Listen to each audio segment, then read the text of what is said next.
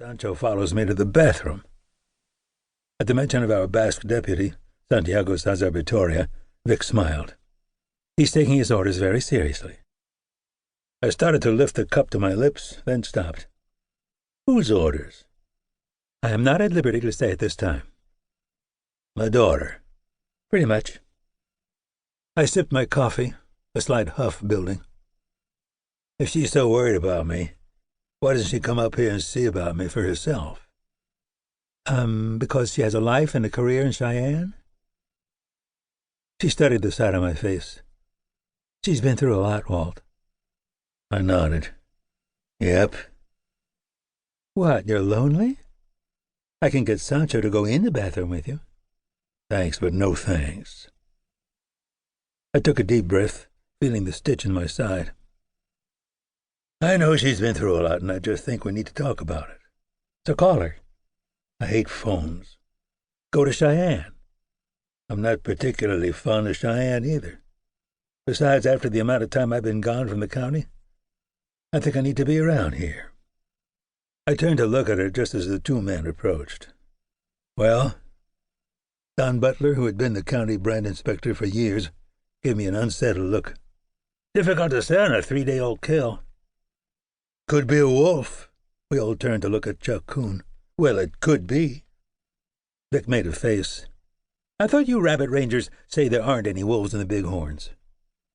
Butler pushed his stained hat back and scrubbed a hand over the lines on his face. Of course there aren't, which is why we're collecting DNA. Coon sighed. Anyway, there aren't supposed to be.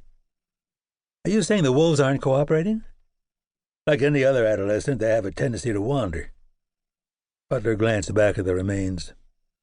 If it is a wolf, it's a young one, I'd imagine. I'm betting a 2-year-old. Chuck leaned against the tailgate of my truck, the official mantra spilling from his lips like a teletype machine. It will be dealt with swiftly. You going to kill it? Vic shook her head. Doesn't the Fed just pay for the sheep? Yeah, but once they get a taste for mutton, they usually keep hitting the herd and it becomes a problem. Besides, it's a predator zone, so they're not supposed to be here. She glanced at me. What's a predator zone? Neither protected nor trophy, they are considered to be in an agricultural area and a nuisance or predator, and you're allowed to shoot them at any time, like coyotes. She looked back at the ranger. They were here before we were. I changed the subject. More important, who's heard? Don cocked his head with a grim look. Etchepare. Aberrana Etchepare. Vic looked confused. Son of Beltran Etchepare, the man who blew Lucian's leg off. The sheep rancher's father had been the Basque bootlegger back in the late 40s, who had relieved my predecessor of an appendage. Her tarnished gold eyes sparkled the way they always did at the mention of mayhem.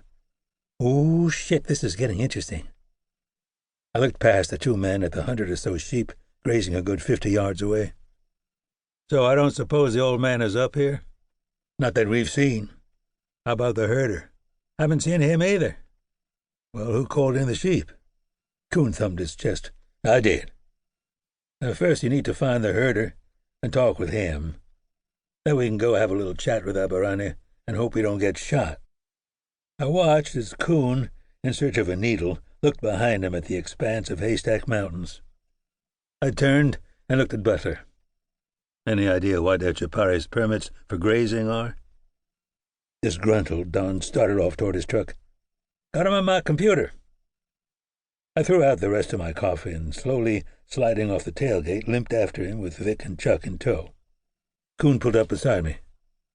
How you doing, Walt? Good. A little stiff, but I'm fine. That sounded like some pretty hairy stuff down there in Mexico. I nodded. Sure you okay? Yep. He continued talking as I opened the passenger side door. You lost a lot of weight. I guess you can count that as a positive. The brand inspector had a nice truck with carpet, a leather interior, and all the electronic gizmos, including a swinging table that held a laptop computer. Geez, Don, the Cattlemen's Association is making way too much money. He grumbled as he climbed onto the seat. I practically live in the thing. After tapping a few keys, he stared at the screen. Etchepare, all right. One section.